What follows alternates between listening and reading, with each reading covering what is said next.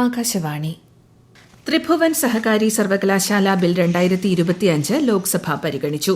Institute of rural management എന്ന സ്ഥാപനത്തെ ത്രിഭുവൻ സഹകാരി സർവകലാശാല എന്ന് പുനർനാമകരണം ചെയ്ത് ദേശീയ പ്രാധാന്യമുള്ള ഒരു സ്ഥാപനമായി ഉയർത്താൻ ലക്ഷ്യമിടുന്നതാണ് ബിൽ. സഹകരണ മേഖലയിലെ നവീകരണവും ഗവേഷണവും പ്രോത്സാഹിപ്പിക്കുകയാണ് ബില്ലിലൂടെ ലക്ഷ്യമിടുന്നതെന്ന് കേന്ദ്ര സഹകരണ മന്ത്രി അമിത് ഷാ പറഞ്ഞു. ഗ്രാമീണ സമ്പദ്വ്യവസ്ഥയെ ശാക്തീകരിക്കാനും സ്വയം തൊഴിൽ സൃഷ്ടിക്കാനും ചെറുകിട സംരംഭകരുടെ വികസനത്തിനും ഇത് സഹായകരമാകുമെന്നും അദ്ദേഹം വ്യക്തമാക്കി. ബാങ്കിംഗ് നിയമ ഭേദഗതി ബിൽ രാജ്യസഭ ഇന്ന് പരിഗണിച്ചു.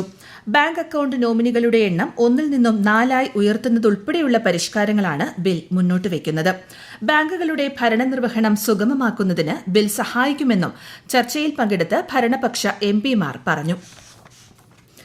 വിദേശകാര്യമന്ത്രി S Jaishankar US chamber of commerce CEO Suzanne ക്ലാർക്കുമായി ന്യൂഡൽഹിയിൽ ഇന്ന് കൂടിക്കാഴ്ച നടത്തി. ഇന്ത്യ US തന്ത്രപരമായ പങ്കാളിത്തം ശക്തിപ്പെടുത്തുക, വ്യാപാരവും നിക്ഷേപവും വർദ്ധിപ്പിക്കുക, പ്രതിരോധശേഷിയുള്ള വിതരണ ശൃംഖലകൾ കെട്ടിപ്പടുക്കുക തുടങ്ങിയവ ചർച്ചയായതായി കേന്ദ്രമന്ത്രി സമൂഹമാധ്യമത്തിൽ കുറിച്ചു.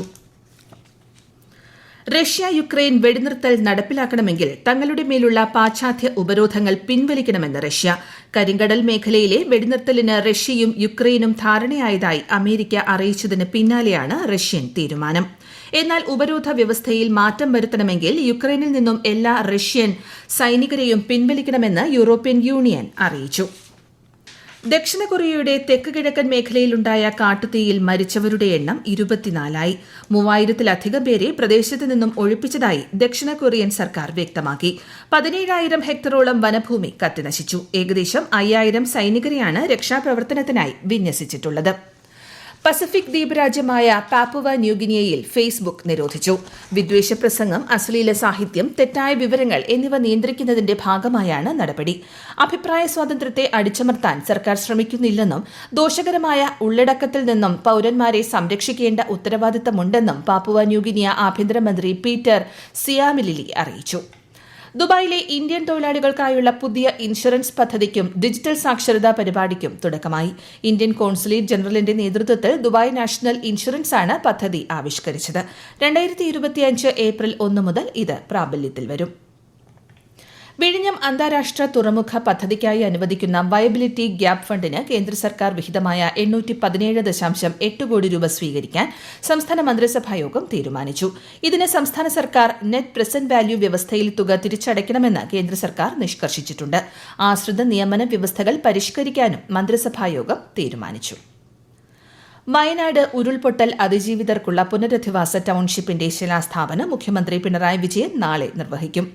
എൽസ്റ്റൺ എസ്റ്റേറ്റിലെ 64 ഹെക്ടർ ഭൂമിയിൽ 7 സെന്റ് വീതമുള്ള പ്ലോട്ടുകളിൽ ഒറ്റനിലയായാണ് വീടുകൾ നിർമ്മിക്കുക.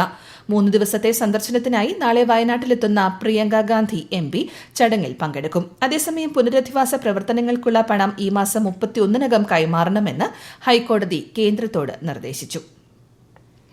വയനാട്ടിൽ സമഗ്രവും വിപുലവുമായ പുനരധിവാസ പ്രവർത്തനങ്ങളുമായാണ് സർക്കാർ മുന്നോട്ടു പോകുന്നതെന്ന് റവന്യൂ മന്ത്രി കെ രാജൻ. പുതിയ വീടുകളിലേക്ക് താമസം മാറും വരെ മുഴുവൻ വാടകയും മുഖ്യമന്ത്രിയുടെ ദുരിതാശ്വാസ നിധിയിൽ നിന്ന് നൽകുമെന്നും അദ്ദേഹം പറഞ്ഞു. ആന്റിബയോട്ടിക് മരുന്നുകൾ ദുരുപയോഗം ചെയ്യുന്നതിനെതിരെയുള്ള ബോധവൽക്കരണ പ്രവർത്തനങ്ങളിൽ കേരളം മാതൃകയെന്ന് പ്രമുഖ പരിസ്ഥിതി സംഘടനയായ centre for science environment. CSE പുറത്തിറക്കിയ പാരിസ്ഥിതിക തൽസ്ഥിതി റിപ്പോർട്ട് 2025 വിലയിരുത്തൽ. കേരളം നടത്തുന്ന പ്രവർത്തനങ്ങൾ രാജ്യാന്തര ശ്രദ്ധ നേടുന്നത് അഭിമാനകരമാണെന്ന് ആരോഗ്യമന്ത്രി വീണ ജോർജ് പറഞ്ഞു. ഓപ്പറേഷൻ ഡി ഹണ്ടിന്റെ ഭാഗമായി സംസ്ഥാന വ്യാപകമായി 122 കേസുകൾ കൂടി രജിസ്റ്റർ ചെയ്തു. നിരോധിത മയക്കുമരുന്ന് കൈവശം വച്ചതിന് 130 പേരാണ് കഴിഞ്ഞ ദിവസം അറസ്റ്റിലായത്. ഇവരിൽ നിന്ന് 78.81 ഗ്രാം MDMAയും കഞ്ചാവും പോലീസ് പിടിച്ചെടുത്തു. സംസ്ഥാനത്തെ ലഹരി വ്യാപനത്തിനെതിരെ നിർണായക തീരുമാനവുമായി കേരള സർവകലാശാല.